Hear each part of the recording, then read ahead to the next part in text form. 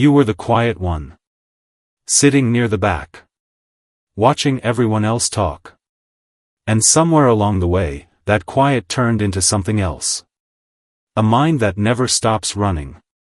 A mind that replays a 5-second conversation for 5 hours.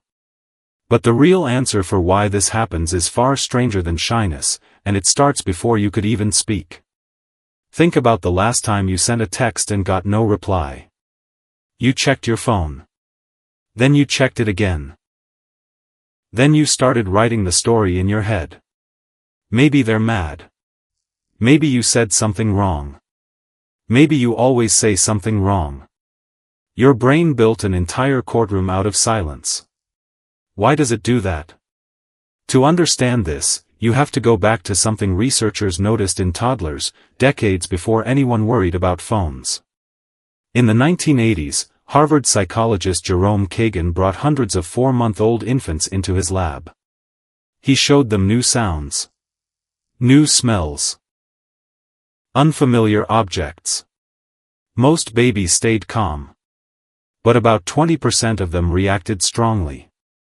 Arms flailing. Backs arching.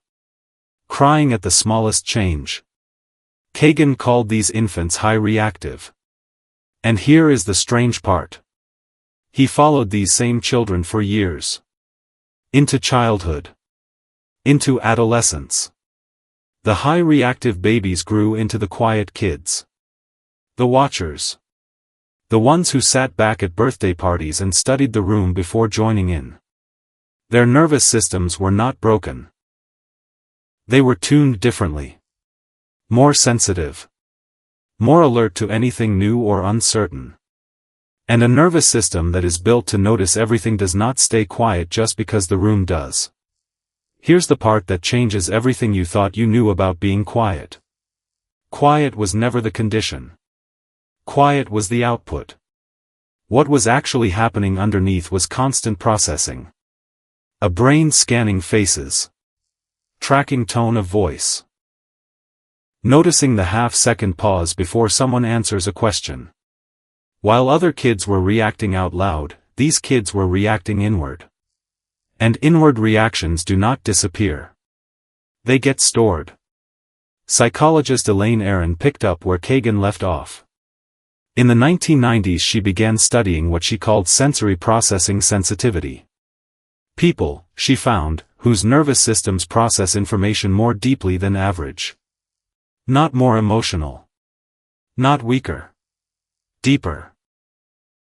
Aron estimated that this trait shows up in roughly 15 to 20% of people, and it shows up early. In how a child responds to loud rooms.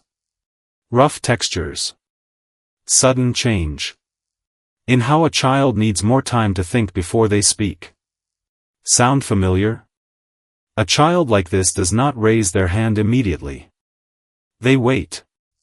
They consider every angle first. Adults often mistake this for slowness or shyness. But it is neither. It is depth taking the long way around. Now stretch that same wiring 20 years forward. That child who paused before answering in class becomes an adult who rereads an email 4 times before hitting send. That child who studied the room before joining a game becomes an adult who replays a work meeting on the drive home, wondering if their comment landed wrong. The behavior changed its costume. The mechanism never left. Here's where it gets more interesting. Psychologist Susan Nolan-Hoeksema spent much of her career studying a pattern she named rumination. The tendency to turn a thought over and over without resolving it. In her research, she found something counterintuitive. Rumination was not simply a symptom of worry. It was often a coping strategy that had once made sense. A way for a highly alert mind to search for the lesson buried inside a stressful moment. The problem was not that these minds were searching. The problem was that they never stopped searching, long after the lesson had already been found. Do you see the shape forming here? A sensitive nervous system develops early. It gets shaped by real experiences, a strict classroom, a sharp comment from a parent, a moment of being laughed at for saying the wrong thing. The child learns a private rule. Watch first. Speak carefully. Get it right before you get it out loud. That rule protects them as a child. But rules formed under pressure rarely retire on their own. Consider what this looked like at 7 years old versus what it looks like now. At 7, overthinking might have meant standing at the edge of the playground, calculating whether it was safe to ask to join the game. At 30, it means rewriting a text message 6 times before sending it, or lying awake dissecting a joke that maybe fell flat at dinner. The playground is gone. The calculation never left. There is a reason this pattern is so hard to unlearn, and it has to do with how your brain treats uncertainty. Neuroscience research on anxiety consistently shows that ambiguous situations activate the amygdala, the brain's early warning system, more strongly than clearly negative ones. A clearly bad outcome, you can prepare for. An unclear one, your brain treats as an open case file. And a mind that grew up scanning for danger in every unfamiliar room learned, early and thoroughly, how to keep that file open indefinitely. This is why silence after a text feels louder than an insult. An insult is information. Silence is a blank page, and a brain trained to fill in blanks will always fill them with the worst possible ending. But here is the twist inside the twist.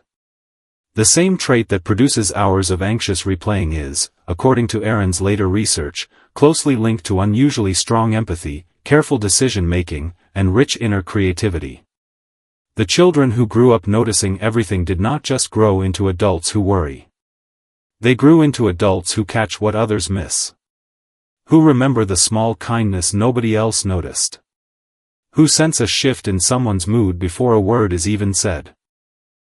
The overthinking and the deep noticing were never two separate traits.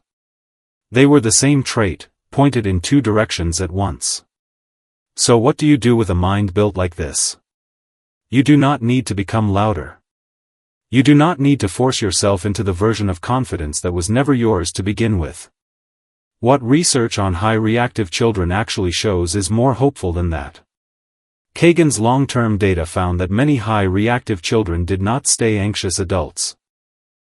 What changed their path was not becoming less sensitive. It was learning, often through one steady, patient relationship, that their reactions were safe to have. That noticing everything did not mean everything noticed was a threat. That is the real shift. Not silencing the noticing. Teaching it that it can rest. Think about your own inbox right now. Somewhere in it is probably a message you have reread more times than it deserves. Ask yourself, honestly, what you are actually searching for in that blank space. Most of the time, you already know the answer. You are just waiting for your nervous system to believe it.